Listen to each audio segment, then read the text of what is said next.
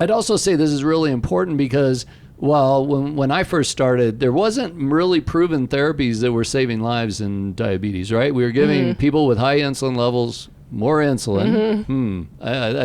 Maybe a little questionable there. We had, these, medications. Now I have glyburide, and I can't even remember what they call those. The sulfonylureas. Sulfonylureas, yeah, there you go. But now we have at least 2 classes of medication that have clear mortality benefit. Yes. Maybe even, more exciting than that. Like these are, if we talk about the GLP-1s, I mean, people know that as Ozempic, Mounjaro.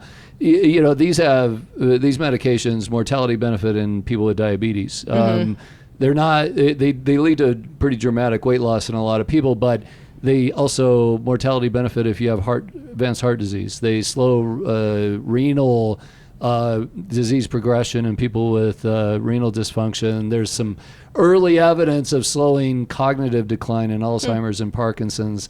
New England Journal within the last month, people with osteoarthritis that were considering knee surgery markedly decreased the need for knee surgery, knee replacement surgery, independent of weight loss. So a lot of interesting things here.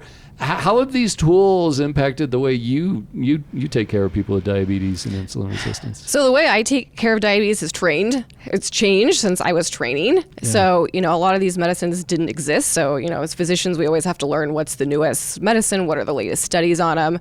And like you said, we're finding, kind of one of the side effects of it is positive.